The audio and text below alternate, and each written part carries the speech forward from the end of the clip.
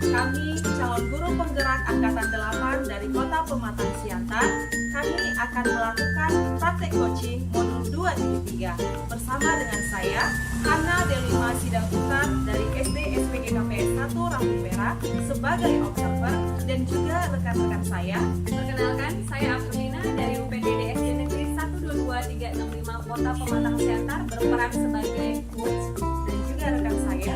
Perkenalkan, nama saya Dina Hayati dari UPTD SMP Negeri 4 Pematang Siantar sebagai coaching. Terima kasih dan selamat menyaksikan. Selamat siang Bu April, selamat siang Bu Delima. Bagaimana kabar Ibu April hari ini? Alhamdulillah baik. Bu Delima bagaimana kabar? Puji Tuhan, saya juga baik. Oke, terima kasih Bu April sudah datang pada pertemuan kita kali ini. Nah, Ibu April, sebelum Ibu melakukan coaching, saya mau tanyakan beberapa hal ya pada kegiatan awal kita ini. Nanti saya sebagai observer atau pengamat akan menilai Ibu sebagai coach pada saat coaching. Jangan lupa ya Bu ya, nanti pada saat Ibu coaching sesuaikan dengan prinsip coaching, yaitu kemitraan, kreatif, dan juga maksimalkan potensi. Oke Ibu, saya akan menanyakan beberapa hal yaitu terkait rubrik penilaian. Oke, kompetensi apa yang akan Ibu kembangkan pada kegiatan coaching kali ini? Pada kegiatan coaching kali ini saya akan mengembangkan kompetensi kehadiran penuh, mengajukan pertanyaan bobot dan menjadi pendengar yang aktif Ibu. Baik Ibu April, seperti yang Ibu katakan, kompetensinya adalah mendengarkan aktif, kehadiran penuh, dan juga mengajukan pertanyaan-pertanyaan yang berbobot. Nah, dari ketiga kompetensi ini, mana yang akan Ibu kembangkan secara dalam?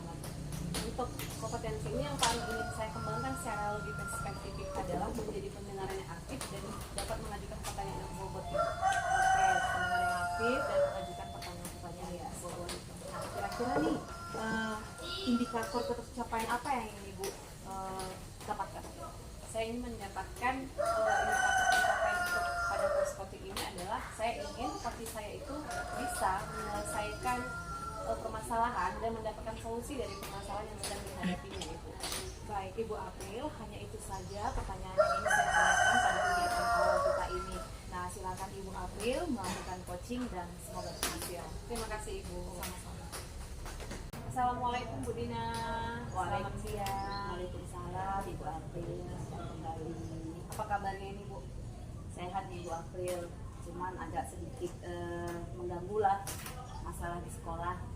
Pantas wajahnya kurang cerah hari ini ya. Kira-kira ada permasalahan apa itu Bu yang mau diceritakan? Ini Bu April, sebenarnya saya ada sedikit menjadi pikiran mengenai siswa saya yang malas bersekolah. Jadi nanti setelah kita berbincang mengobrol seperti ini, apa yang Ibu harapkan dari obrolan kita ini Ibu? Saya berharap nantinya mendapat solusi dari masalah saya itu, dari siswa saya yang malas sekolah. Saya malas sekolah ya. Jadi menurut Ibu nih, kira-kira setelah Ibu tanya nih ke anak-anak apa yang membuat alasan mereka itu malas sekolah? Jadi kan Bu, tadi sebenarnya yang bikin saya berpikir ini, pagi-pagi kan ada siswa yang tidak masuk sekolah. Lalu kemudian saya tanya anak tersebut, saya telepon. Kemudian katanya dia tidak sekolah karena terlambat bangun. Ya, terlambat bangun disebabkan karena kesiangan. Jadi karena terlambat bangun, jadi mungkin pikirnya Bu, ketika Bu nanti dia berangkat sekolah terlambat, sampai di sekolah dimarahin, jadi mendingan gak usah sekolah seperti itu ya. Ada alasan lain kira-kira Bu? Kalau alasan lain, ada siswa saya dia terlambat bangun juga mungkin ya, salah dikatakan dia tidak bisa mengatur waktu tidurnya. Alasannya itu yang lain karena dia main game sampai larut malam, lalu kemudian kesiangan juga karena dia tidak bisa mengatur waktu tidurnya, sehingga dia tidur terlalu sampai pagi ya kan Bu, sampai jam 2 pagi, sehingga dia bangun kesiangan juga seperti itu. Lalu ada juga siswa yang dia membantu orang tuanya seperti itu Bu, jadi bangunnya kesiangan. Itu dia Bu. Berarti ada 3 tadi ya Bu ya. Iya. Terlambat bangun karena memang kesiangan, kemudian karena terlalu lama main game ya, dan yang terakhir kita membantu orang tuanya seperti itu. Jadi kira-kira ini Bu, bagaimana cara nanti yang ibu lakukan supaya anak tersebut, terutama yang terlambat bangun dan yang main game tadi, supaya mereka rajin di sekolah? Jadi kan Bu, rencana saya ini, saya ingin menghubungi orang tuanya, saya telepon lah orang tuanya. Biar orang tuanya itu dapat mengontrol anaknya ini bangun pagi, tidur malamnya. Ya kalau bisa tidurnya jangan sampai larut malam, jangan sampai jam 2 malam. Kalau bisa jam 11, jam 10 sudah bisa lah mereka tidur selama paling lama ya kan Bu. Dan untuk anak yang yang dia kesiangan tapi tidak ada orang tuanya, saya nanti jumpakan anak tersebut, kemudian saya berikan solusi misalnya dengan mengaktifkan alarmnya seperti itu. Berarti ibu melakukan pendekatan personal ya kepada anak tersebut ya kan, kemudian juga meminta bantuan dari keluarga terdekatnya ya seperti itu untuk bisa apa melakukan alarm ya Bu ya. Kalau untuk yang membantu orang tua ini Bu, kan kita juga nggak bisa melarang mereka untuk membantu orang tua, siapa tahu kan dengan membantu orang tua tadi mereka mendapatkan biaya pendidikan dari kegiatan membantu orang tuanya. Apa yang solusi apa yang mau ibu lakukan? Nah kalau untuk anak yang dia membantu orang tua, mungkin saya akan undang orang tuanya datang ke sekolah, lalu kemudian saya akan memberi pengertian kepada orang tuanya agar nanti mungkin benar yang dikatakan membantu orang tuanya karena ingin membantu ekonomi keluarga mungkin ya. Jadi saya berdiskusi dengan orang tuanya untuk membagi waktu lah kepada anaknya ini, jangan sampai ketika selesai orang tuanya berjualan sampai pagi anaknya juga ikut. Saya berharap orang tua ini mengerti bahwasanya anaknya itu kan besok mau sekolah, jadi dibatasilah waktu membantu orang tuanya, mungkin dengan membantu pas buka kiosnya saja gitu kan untuk, lalu kemudian ketika sudah mulai jam 11 atau jam 10 malam langsung istirahat biar besoknya jangan kesiangan lagi.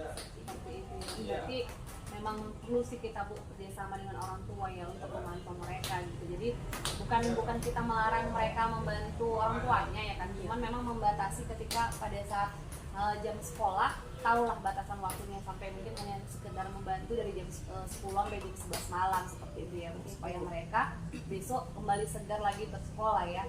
Kok menurut saya sih sudah bagus tuh Bu solusi yang mau ibu lakukan. Jadi untuk rencana kedepannya nih Bu, untuk menyelesaikan ketiga masalah yang terlambat bangun, kemudian bermain game dan membantu orang tua, ini apa nih rencana ibu? Rencana saya ini nanti saya akan melihat anak tersebut, mantau anak tersebut, apakah mereka ketika saya dekati mereka dengan pendekatan personal, memanggil orang tua, apakah nanti saya akan lihat apakah mereka nanti datang ke sekolah, apakah masih, karena kan anak yang tidak sekolah ini berturut-turut seperti itu Bu. Jadi mau saya lihat, mau saya cek apakah mereka sekolah atau bagaimana. Mudah-mudahan mereka melakukan itu sehingga mereka tidak lagi bolos sekolah, tidak lagi malas sekolah. Jadi bagaimana cara ibu nanti untuk mengeceknya itu? Apa yang menjadi ukuran keberhasilan ibu nih? Nah, ukuran keberhasilan saya ini nanti akan saya lakukan pengecekan secara berkala, pengecekan secara berkala. Dan mungkin saya lakukan pengecekan secara berkala itu mungkin batasan waktunya itu sekitar seminggu atau 2 minggu lah Bu. 2 minggu nanti akan saya lakukan dan saya cek kehadiran mereka.